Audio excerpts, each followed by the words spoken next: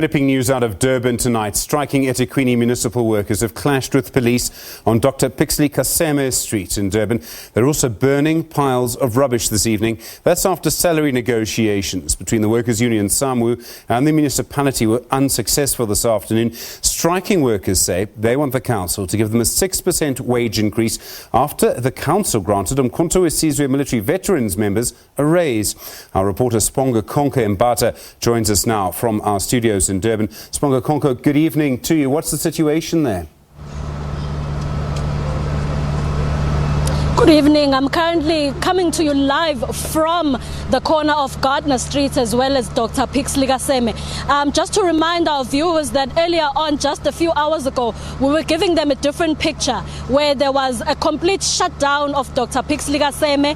There were electricity, roads, water and sanitation vehicles gridlocking this particular road. We do understand that Doctor Pixley Ka Seme is the main road entering into the city. So they're quite strategic in making sure that no specific movement happens within the city. And of course, that particular action brought the entire operation of the city to a halt. And of course, commuters of local transport were left stranded as local taxis could not actually move because this is the main road that they use. And like I had mentioned, that right now we are seeing totally turn of events, totally different visuals. As you can see behind me, fire and rescue team are actually trying to distinguish a fire that was started by disgruntled municipal workers. How did we end up there? Just over an hour ago, the city manager came out to address the disgruntled workers, and unfortunately he did not give them the answer they were looking for. Initially the workers were saying increment for all or no increment at all, and of course the particular meeting they were talking about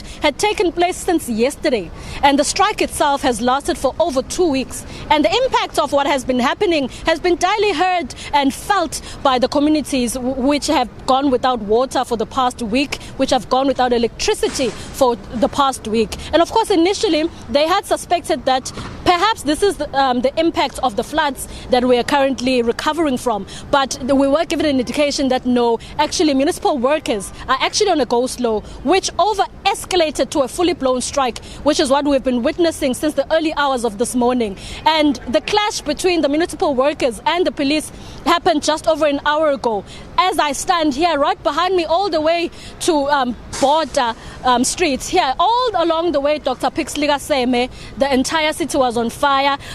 Municipal workers had set alight the very same waste and rubble that they had thrown into this particular road during the day. And they were quite angry to receive the news that the negotiations have not reached finality. No agreement has been met. So that's what prompted them to act in this manner. And of course, there had to be quick response from the police, which led to the clash that we witnessed an hour ago. And right now, security, police, fire and rescue, they're trying to clean this particular road, because we do understand that tomorrow the city as well as the province is hosting May Day, which is Workers' Day, here at Curry's Fountain. But unfortunately, the workers are saying that none of that will happen in their presence, because themselves on the ground as workers, their needs are not being met.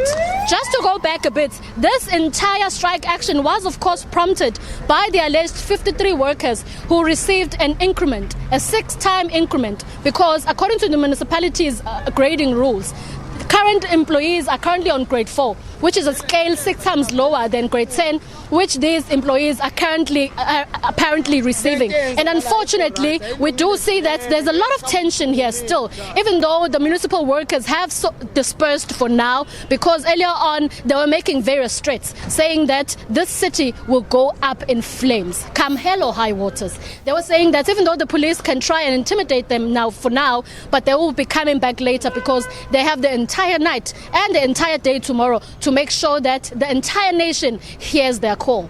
Sbongakonke, thank you very much indeed. There'll be more developments on that tonight. Stay safe there as you report live from that scene. For us, really stark images in the background of her report. Sbongakonke Mbatha, our reporter in Durban, she'll keep on that story to bring you the very latest on it.